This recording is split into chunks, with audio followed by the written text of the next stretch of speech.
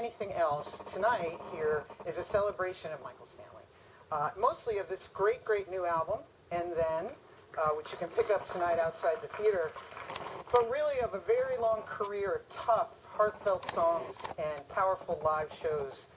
Not to mention so many great years on the radio. We were just talking, he just got off the radio, playing music and talking to us on the airwaves. Now, Michael and I are going to talk up here for a while, mostly about the new record, and then we'll make sure we have some time to hand it over to you all for questions, and we'll make sure we also have enough time for you to buy the new record and get it signed. So please welcome, as he says in the great new song, Hang On to This Heart, built for comfort, built for speed, Michael Stanley.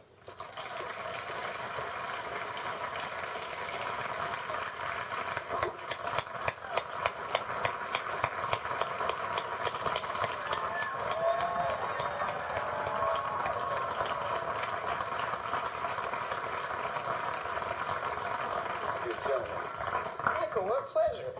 Thank you. Nice to be with you. Yeah, this will be fun. Congratulations on your new assignment. Thank you. And congrats on the record. Thank you. How long was it in the making? I seem to be on a pretty regular schedule, about a year. About a year.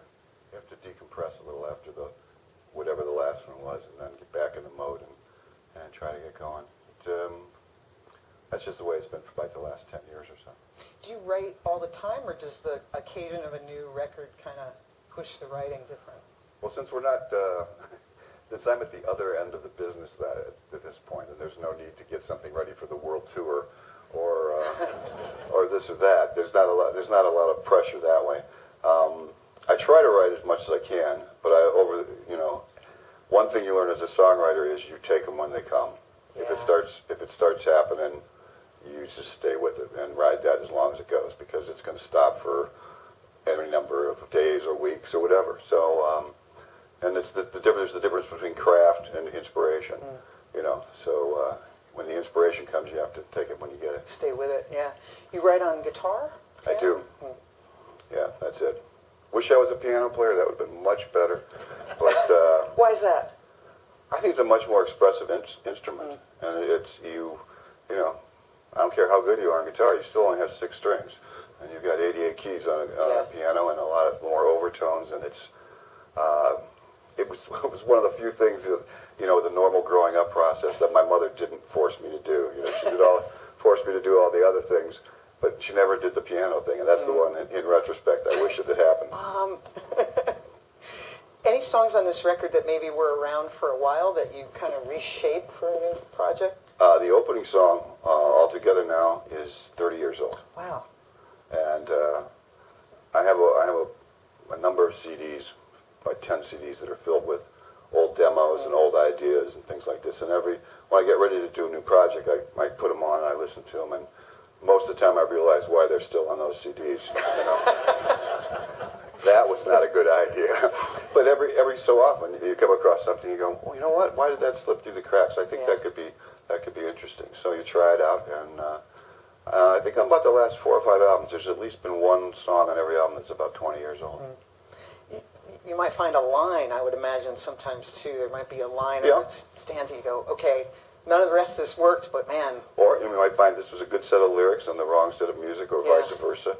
Or just, you know, steal the title and start over again. As a songwriter, it's whatever works. You take people. They always ask me, well, how do you write songs? I said, you do it any way you possibly can. You beg, you borrow, you steal, you do whatever it takes to get it. Sometimes they come in 5 minutes, and sometimes, I mean, I've worked on several songs for 5 years until I was happy with it. So you just don't know. When did you first start to write? I started writing when I was in my first band in high school, you know, and I wrote, the first song I wrote was, you know, to impress my girlfriend. That's why you do it. Yeah. And I still have a recording of it, and it's never resurfaced. It wasn't worthy enough to resurface. But I knew right away, that was the interesting thing to me, when I first got turned on to music, which luckily for me, my growing up period pretty much coincides with rock and roll. Yeah. I was 7 years old when Elvis and Buddy Holly and Jerry Lee and Little Richard and the Everly Brothers and everybody hit, and it was all so amazing and so different from the Rosemary Clooney and things, the Pat Boone things that were going on before. And I'd seen people, nobody in my family played an instrument, but I'd seen people play instruments. And so it was obvious to me, well, okay, that just takes some practice. I don't know if I could do that, but I understand the concept. You're doing this and this is happening. The thing that amazed me was where did the songs come from that these people were doing? How do you do that? Obviously, there's always songs around us, good, bad, or otherwise, but they're always there. But the thing for me was, how do I do that? That's what I wanted to find out. I'm always really intrigued by people who have that moment, that want to be writers. You could sort of imagine yourself as a writer, right? Well, I don't even think I looked at it as a writer. I didn't get that intellectual about it at that point. It was just like, I want to know how that works. I didn't play an instrument. I didn't at that point. I didn't do anything. So that even made it a little more daunting. And then someone, showed me the fact that, there were, like Lerner and Lowe and this and that, there were people who just wrote lyrics and people who just wrote music, and there were people that did both, one way or the other. So it was kind of open-ended that way. But I heard John, I think it was Jon Stewart a couple weeks ago when he was doing all his farewell interviews, and they asked him about, why he wanted to be a comedian, and he said the first time he saw a really good comedian, he said he felt the rhythm of it. He felt the rhythm that this guy had, and that was the rhythm that spoke to him. He said, I looked at musicians, and to me, that was total witchcraft. That was total magic. That was so far beyond, my rhythm, or the rhythm that spoke to me. And so I think a lot of people that get into music, whether they're just players or they're singers or songwriters or whatever, it is that rhythm, literally and figuratively. And when you find the one that, sort of syncs up with you, then you're all off and running. Were there songwriters when you were kind of first coming up that you liked a lot in terms of the craft of the song? They were, but I didn't particularly know, who they were. I look back and I realized, I really was a Lieber Stoller fan, Like I didn't, or an Otis Blackwell fan, or a Willie Dixon. You realize all of a sudden you realized, or Wardell Bryant, who wrote for the Everly Brothers, and all of a sudden you realize, this guy wrote all these things. And then it was the Brill Building people, Carole King and Jerry Goffin and Cynthia Mann and Will and those people. And once again, it was just this is what I want to do. I mean, I wanted to be in a band, but more than that, I wanted to be a songwriter. Yeah. So you're drawn to that songwriting craft pre-Beatles, right? Oh yeah. It was, then it was the thing of like, oh my gosh, the rules have all changed. These guys not only are being in a band, they're writing their own songs. And even at the beginning, they still did a lot of cover tunes and things like that. I think on their very first Ed Sullivan show, didn't they do Till There Was You? Yeah. And we're talking Broadway. And but it didn't matter. They were doing it in a way that spoke to everybody. It's sort of how you learn your own craft too, right? You figure out how a song's structured and search and destroy. Yeah, search and destroy. And there was a lot destroyed along the way. Yeah. But yeah, it was the thing of, okay, this is a chorus and this is a verse, and what's this part in the middle that's different from both of those? That's a bridge. And in pop music, sometimes the orders change, but it was almost always a particular, it was sort of set up that that's what people responded to, It was verse, chorus, bridge, and or solo, back to the chorus, goodbye. And do it all in under 3 minutes. Right, that's key. Yeah. Right? Got to sound good on AM radio. We were talking downstairs about where you recorded this record, because nowadays you can just... Yeah, it's a beautiful thing that the technology is... with this awesome picture. I've done the last 11 albums in my basement. And, you say people have to say they have a studio in their house. And some people actually do have a studio in their house. I have a basement that has some recording equipment in it. And I'm really not a tech guy. And I've always said the analogy, I have some good equipment, but I've used the analogy that my studio is like a swimming pool that's 10 feet deep. And I'm swimming on the top 1 foot of it. But that's all I need to get this done. I have a couple guys in my band who know all 10 feet of the pool. And at the same time, that allows them to do more, but it also allows them to get lost. And when you have your own studio, you're not paying by the hour, so you're not looking at that sort of thing, which was always a big thing back in the real studio days. And there's always a thing of, can I make this better? Can the bass drum sound a little better? Can this part be a little better? Can the harmonies be a little more interesting? This and that. And you can go down the rabbit hole. Sure. When the part we all miss, and we try to hold on to it, is that the listener doesn't care about any of that shit. It's just probably in 40 seconds you made up your mind whether you like the song or not. And it comes down, I can't remember what famous producer said it, but it's like, you turn up the snare drum, you turn up the vocal, and that's it. And everything else is incidental, even though you spent X amount of dollars and X amount of time on it. And I remember my first wife, it was a great eye-opener for me. We were driving in the car, and some song came on, and it was just an amazing guitar solo, whatever it was. And I looked over to her, and I said, wasn't that an incredible guitar solo? And she said, I have no idea. And I said, well, what do you mean? She goes, I don't listen to guitar solos.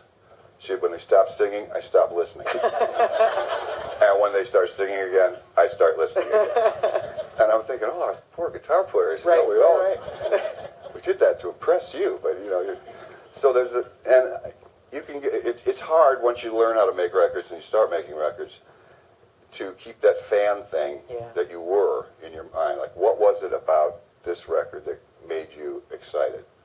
And instead of worrying about, because if you dissect so many of the things that you really, really loved, if you dissect them on a technical thing, you're going to go like, well, that's just terrible. That's a terrible recording, or that's a terrible bass part, or that's out of tune, or this or that. And this is one of the greatest records I ever heard. Yeah. So that's the whole thing. If it hits you emotionally, that's what we're trying to do. Yeah, and you in the 70s, there's some crazy heyday of the studios, right, where people are just spending months and months, and the studios are these enormous money-sucking places, right? We were talking that you recorded at the old Hit Factory with Silk, right? Yeah, my first album, ABC Paramount Records, and they signed us here, and we went up to New York to make this record at the Hit Factory. And it was my first trip to New York, so I was literally like the farm boy, in the city looking up at the buildings, and then to top it off, the studio was on Times Square, and this was Times Square, and it was very funky at the time. And the studio was also one floor above a porn theater. And I thought, this is perfect. This is what I wanted to do. And we made our album, and it wasn't very good. In fact, it was pretty awful.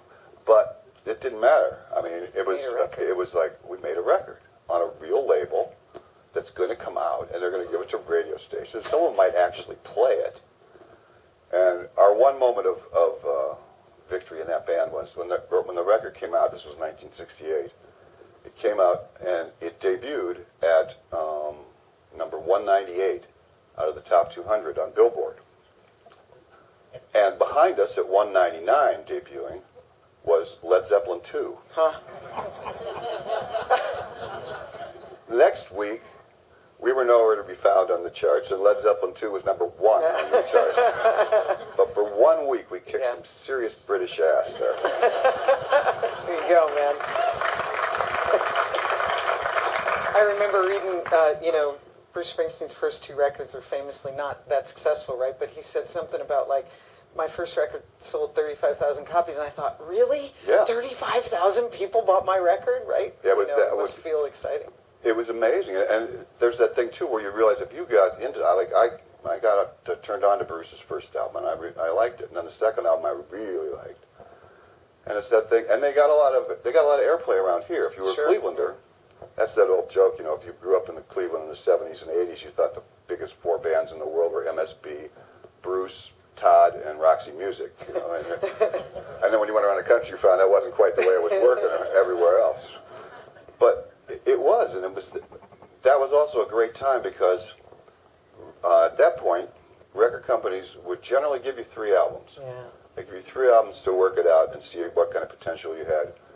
if this was going to work or not, if they could market it, and that. Where today, I think it's the new bands, they don't get that kind of leeway. They don't get the ability to grow. They got to grow on their own or first. And then you could grow a live audience too, right? And you could develop this stuff on the road. And oh yeah, and I mean, and the road was that was a whole other eye-opening thing. I mean, you may have played clubs and everything around here when you were a local band, but then when you hit out on the road and find out what that's all about, which is a totally surrealistic way to live, but was a necessity. And I always felt we sold more records in MSB. We sold more records because of our live thing than we did because of radio. No way to prove that or anything, but it was a great time to do it. You could build a following, and a good example. I gave this speech at another ceremony recently that they were honoring Mike and Jules Belkin, who I've been involved with for 50 years or so. And we got spoiled as Clevelanders. If you grew up here as Clevelanders, you got very spoiled because there was always a total way you could move up the ladder here.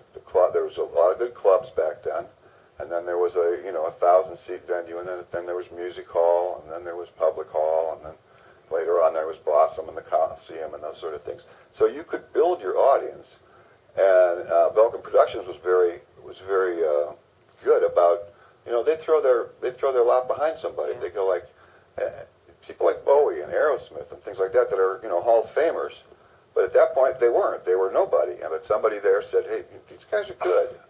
This is a good act. We might lose money on them this time too, but let's bring them back around, see if this builds, and if we do, we all go on the ride together." And that's what was the cool thing about that time period.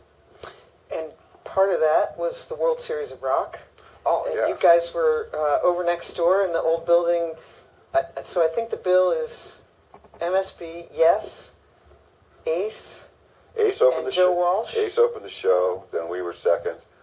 Joe was the third, and Yes was the headliner.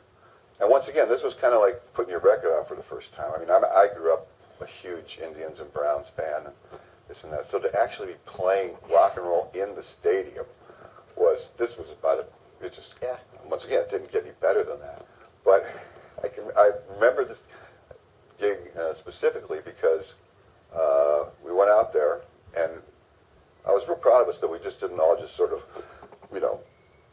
throw up. Because there was like 70,000 people or whatever, and probably the biggest crowd we played to before that was maybe 3,000 or 4,000 or something like that. I counted off the first song, and we hit the downbeat of the first song, and Daniel Pecchio, our bass player, broke a string.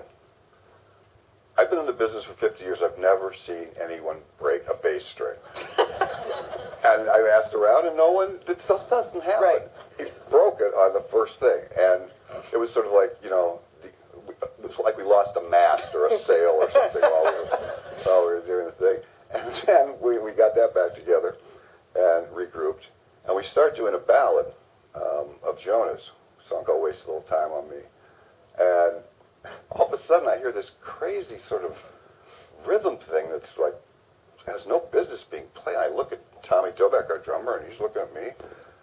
And I look around, and Alan White from Yes is sitting on his drums behind Tommy. And I think he's tuning them. He's just tuning them. It was like, Alan, can you at least tune them in time to what we're doing? So, you just try to live through these things. That's great. Did you get the bass string back on? I think we just somehow got him another bass. Right. Changing a bass string is not a, let's just do that in a few seconds. In the middle of the show, right? Now, going back to the present, somebody you worked with for virtually your whole career, Bill Susak, has Bill worked on Simzik's this the reason record. I'm in the music business. He was a record producer. Got a job as a record producer, staff producer for ABC Records and ABC Bluesway Records in New York. And he came to town because his old New York roommate was from Cleveland, a guy named Dick Korn. And Dick ran Deep Who's, the original, if anybody remembers that club. He ran Deep Who's and a couple other clubs, and Dick was a great guy. But he came in, for a, guys' night out weekend. And so we were playing, at this time Deep Who's was in the basement of the Statler Hotel on 12th Street. And we were playing there, and Bill and Dick came in with a couple of ladies, and they were having a good old time. And they sat there and we played our songs, and they sat for like 2 sets, and then after the second set, Bill came up, and it was like the bad movie. It was like a bad movie. Like he took his card out of his pocket and gave it. He said, "Hi, I'm a record producer from New York City. You know, my name is Bill, whatever your last name is, you know." Gave it to me. He said, "You guys sound real good. We should talk." You know, and it was one of those, like, you'd heard this 8,000 times before, you know, from guys from North Ridgeville who said they were record producers. So we just kind of filed it away as, yeah, right, dude. A week later, he calls the leader of the band, which wasn't me, it was another guy, and says, "I like you guys, I want to sign you." And he also signed the James Gang at the same time, same weekend. And it was like, "You're kidding." It was like, to a real record company. "You know, we're going to make a record?" "Yeah." "You're going to go up to New York, make a record? We're going to give you a signing bonus?" "A signing bonus?" Yeah. So we got a signing bonus of $1,000 for 4 of us.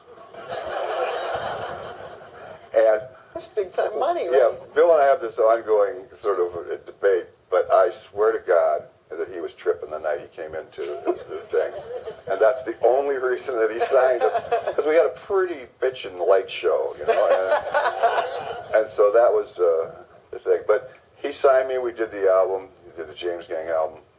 Our album, as I said, sort of disappeared. James Gang went on to be one of the more influential power trios of all time. But Bill and I sort of kept it, and then I quit the band. Yeah. I was in college at the time, and they wanted to go on the road, but it was during the Vietnam War, and if you quit college, you were pretty much going to Vietnam, and I was not in the mood to do that at that point. So I just sort of left it, and then I decided, you know, I was tired of being in a rock and roll band, and I wanted to be James Taylor. And I thought that would be easier, quieter, appeal more to the women, you know, type of thing. It's a theme, I'm sensing. Yeah, I don't care what anybody tells you, that's the bottom line. You know, they might want to get a record, but they're doing it to impress girls, that's all it says. So he had gotten successful. He did The Thrill Is Gone with B.B. King and a number of other things. And he left to start his own, one of the first independent labels called Tumbleweed Records out of Denver, Colorado. And he called me up. I mean, this is, once again, it's not like a Little Rascals thing. Like, we're going to put on a show, you know? And he called me up and he said, "You still writing songs?" I said, "Yeah, I'm writing songs." And he goes, "You want to make a record?" It's like, "Well, yeah, sure. Okay, well, we're gonna go to L.A. this time and make a record." And I said, "Well, I don't have a band or anything." And he goes, "Well, don't worry, we'll get a band. We'll find a band." And that's the kind of thing it was, you know. Show up at the studio. Off you go to L.A. You know, and that's where I started working with Joe Walsh, because he and Bill were still working together. So what is it about your relationship with Bill that's last in the studio? How do you guys work together? Well, it's different than it was in the old days. In the old days, he was the Lord and Master. He was the producer, and people get that confused a lot. You know, you see somebody produced a movie. Well, that's not the same thing as producing an album. A producer in music is akin to a director in a movie. They pretty much bring all the parts together. And so in my first, 5 or 6 albums, they were all done with Bill Susak. And that's what I learned about recording. I learned to record the way he recorded.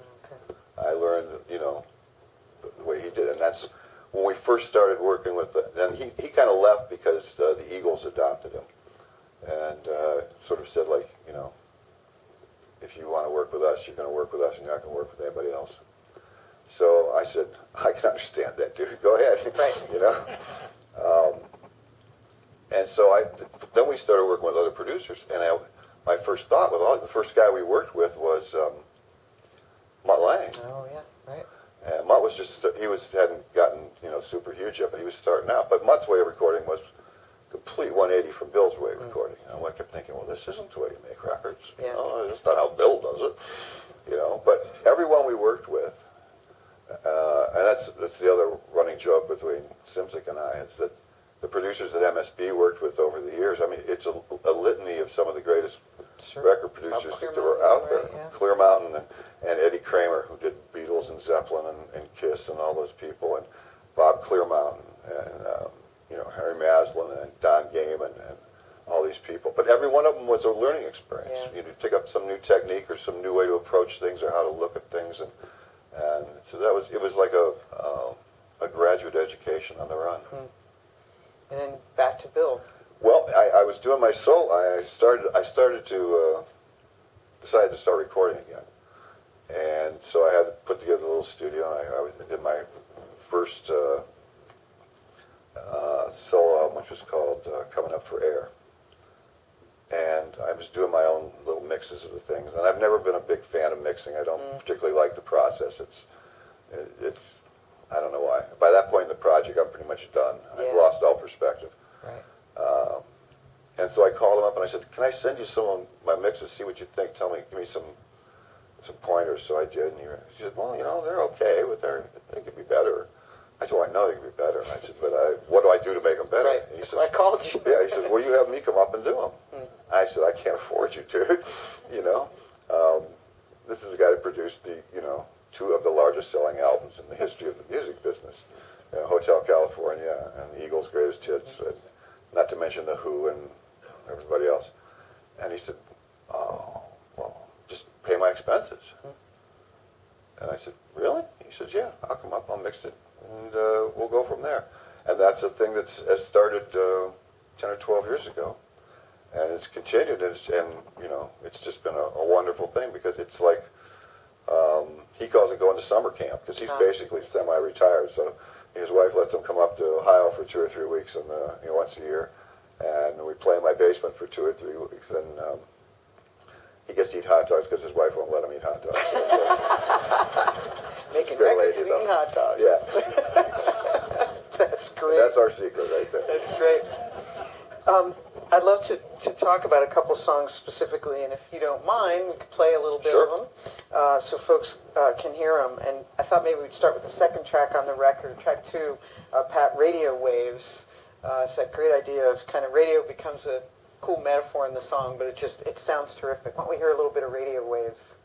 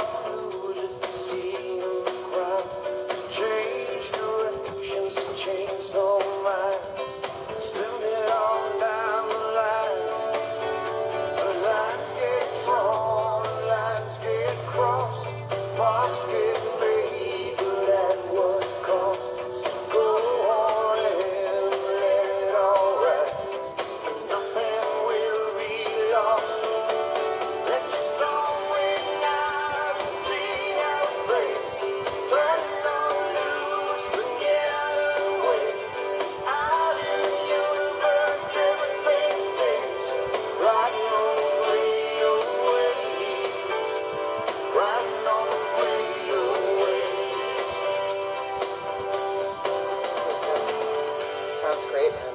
It sounds great.